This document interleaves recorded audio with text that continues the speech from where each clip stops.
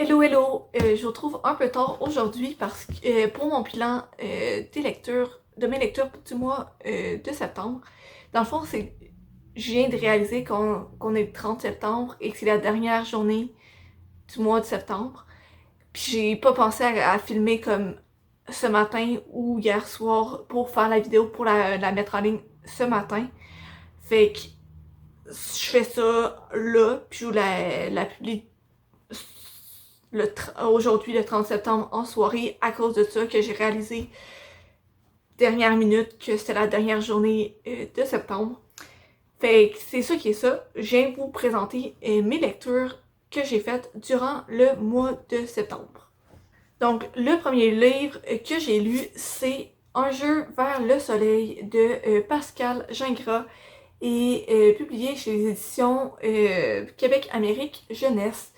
C'est un petit livre de un peu plus que 270 pages, à peu près 270. Puis en gros, on suit le personnage de Véronique, qui est une jeune Québécoise qui veut découvrir un peu le Canada, qui veut sortir de chez elle durant l'été. Donc, elle décide de se trouver un emploi en Ontario et elle va aller garder un petit gars, Max, qui a 4 ans. Dans le fond, c'est l'enfant des amis à ses parents, à Véronique. Euh, Puis en arrivant sur place, ben, elle savait pas que Max avait un grand frère, Thierry, et elle va rapidement se rendre compte que Thierry garde un secret. Donc l'histoire tourne autour de Véronique, de sa relation avec Max, mais surtout de sa relation avec Thierry. Dans le fond, elle va essayer de le sortir de sa coquille, et c'est ça. C'est une histoire que j'avais découvert quand j'étais au fin primaire, début secondaire. Et j'avais vraiment aimé. Puis récemment, je suis comme, oh, faudrait que. Tu sais, il me semble que cette histoire-là, je l'avais aimée, il faudrait que je retrouve le livre. Je l'ai retrouvé, je l'ai acheté. euh, et je l'ai lu, évidemment. Et j'ai vraiment adoré me replonger dans cet univers-là. C'est sûr que je ne suis plus dans le public cible, mais c'est vraiment quand même une histoire que j'ai aimée. C'est quand même assez léger, malgré le fait que ça touche des sujets un sujet quand même assez lourd, vu que Thierry, dans le fond, il a un handicap. C'est pas vraiment un gros spoiler, vu qu'on le découvre dans les débuts du livre. Mais c'est ça, Thierry a un handicap et c'est comme un des sujets centraux, ben c'est le sujet central du roman. Et ben j'ai vraiment aimé la façon dont le roman traite ce sujet-là. J'ai continué avec Serpent and Dove de Shelby Mahurin et ça a été publié chez les éditions Harper. En gros, on suit deux personnages. Il y a Lou d'un bar qui est une sorcière et dans l'époque où elle vit, elle doit cacher ses pouvoirs. Sinon, ben, l'église va la brûler sur le bûcher et évidemment, Lou ne veut pas ça.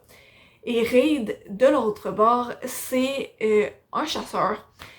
Et son but à lui, c'est de trouver les sorcières et de les faire brûler sur le bûcher.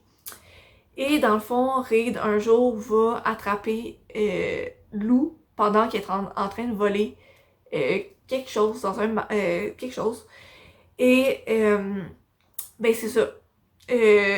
Puis la façon dont ben, Reid va attraper Lou, puis tout le contexte dans lequel les deux personnages se retrouvent, va les forcer à se marier l'un à l'autre. Donc, c'est quand même un peu ironique parce que le but de Reid est d'attraper les sorcières. Lou est une sorcière, mais Reid ne le sait pas. Donc, c'est vraiment une dynamique qui est assez drôle. Puis c'est vraiment une histoire que j'ai adorée, majoritairement grâce au personnage de Lou, parce que son personnage est vraiment beaucoup trop drôle. C'est... Elle a beaucoup vécu de trucs difficiles dans son passé. Dans le fond, elle fut son passé, elle fut quelqu'un de son passé, mais malgré tout ça, elle a quand même un super humour. Puis c'est un peu son mécanisme de défense.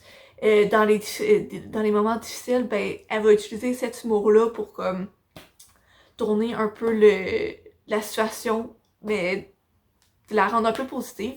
C'est ça que je voulais dire. Puis Reid aussi, il est super drôle comme personnage. Il est plus rigide, il y a un cadre à suivre, puis il aime le suivre. Mais c'est vraiment le fun de le voir évoluer.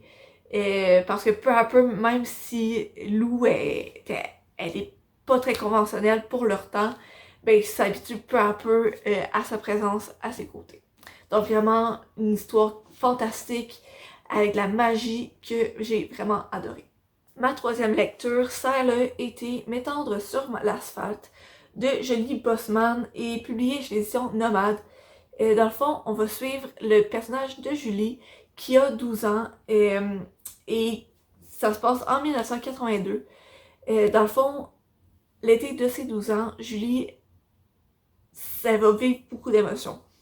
D'un côté, elle a un ami à elle qui meurt pendu. Puis elle va aussi vivre son premier amour durant cet été-là avec un garçon de 17 ans. Donc évidemment, ses parents ils voient ça un peu d'un mauvais œil parce que t'es une petite fille de 12 ans avec un garçon de 17 ans, c'est ça. Donc ça tourne autour un peu de tout ça, de ces thèmes-là. D'un côté, elle vit quelque chose de vraiment difficile parce qu'elle a l'impression d'être la seule à essayer de se rappeler de son ami qui était là il y a pas tant longtemps, mais rapidement ça a tourné puis il était plus là.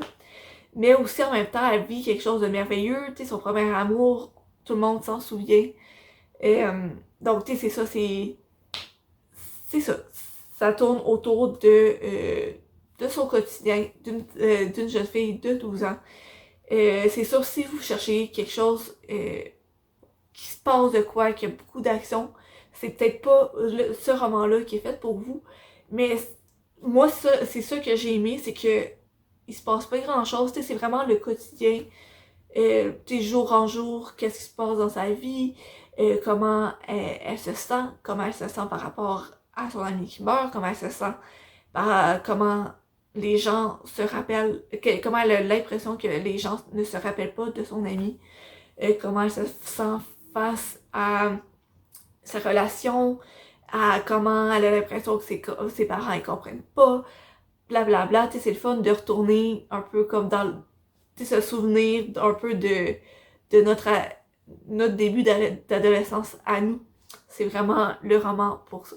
J'ai continué ma lecture avec Les Hirondelles de Kaboul de Yasmina Kadra et publié chez l'édition Pocket. Ce roman-là se passe à Kaboul il y a une dizaine, vingtaine d'années avec les talibans qui sont au pouvoir. Donc évidemment, les femmes sont très contrôlées, elles peuvent pas faire tout ce qu'elles veulent. Puis ben les lapidations, les gens qui se font tuer, ça c'est le quotidien des habitants de la ville de Kaboul. Malgré tout ça, il y a des gens qui essayent un peu de résister face à ça, face à cette violence-là. C'est vraiment une lecture que je trouve assez difficile. J'ai dit dans ma chronique vidéo sur ce roman-là, parce avec ce qui se passe en ce moment dans l'actualité, ben justement, les talibans ils essayent de reprendre le contrôle, entre autres de Kaboul, vu que c'est la capitale de l'Afghanistan. Ben, c'est une ville importante pour les talibans à prendre le contrôle. Donc, avec l'actualité, ce qui se passe en ce moment, ben, ça vient encore plus nous chercher parce que en lisant ça, ben, je me disais, hey, ça se passe peut-être en ce moment dans certaines villes en Afghanistan. Fait que ça vient nous chercher. En tout cas, c'est venu me chercher. C'est venu me chercher. Puis encore une fois, c'est une lecture quand même assez courte, mais j'ai quand même pris mon temps dans cette lecture-là par sa lourdeur émotionnelle. C'est pas quelque chose qu'on lit comme ça en 2 heures. En tout cas, moi, j'aurais trouvé ça difficile de lire comme en une même journée dû au sujet sur lequel ça porte. Et ma dernière lecture du mois, c'est Les 100 de Cass Morgan. et publié chez l'édition PKJ. Et en gros, c'est une histoire qui se passe dans un futur dystopique. Dans le fond, les humains, ils ont dû partir vivre dans l'espace parce que la Terre n'était plus habitable, l'air était plus bon à respirer et tout le monde habite sur un vaisseau spatial. Les règles sont très strictes, les parents ne peuvent pas avoir plus qu'un enfant pour pas comme que l'air se gaspille, c'est très limité, la nourriture aussi, tout ça. Et à un moment donné, il y a 100 jeunes qui ont commis des crimes, qui vont être choisis et qui vont être envoyés sur la Terre pour voir si de un, ben, l'atmosphère est encore toxique et si elle ne l'est plus, si la Terre est habitable. Parce que ben, ils peuvent pas vivre dans l'espace pour toujours. Et c'est le premier contact que ces humains-là vont avoir en 300 ans avec la Terre. J'ai vraiment aimé ce roman-là. On s'ennuie pas. Puis il y a 4 points de vue différents. Au départ, j'avais un peu peur de ça parce que j'avais peur de me perdre un peu dans l'histoire, de me tromper, tout ça. Mais en fait, on suit bien l'histoire, la ligne directrice de l'histoire. Puis ça rend tout ça encore plus intéressant parce qu'on a différents points de vue.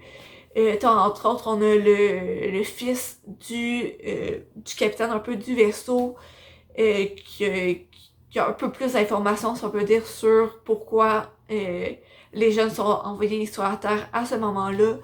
On a 2 jeunes qui sont pas nécessairement pauvres, mais qui sont plus dans les strates plus basses du vaisseau, tout ça.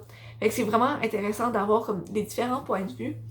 Et il y a aussi des flashbacks, ouais, ça, des flashbacks dans le passé. Fait que ça rend comme encore plus l'histoire intéressante. 2 livres que j'avais prévu lire ce mois-ci, mais que je n'ai pas lu, c'est Non prémédité de Linda Corbeau et des éditions de Mortagne et Indésirable de Ariane Charland, encore une fois des éditions de Mortagne, les deux dans la série Tabou. Dans le fond, c'est une amie qui me les a passés.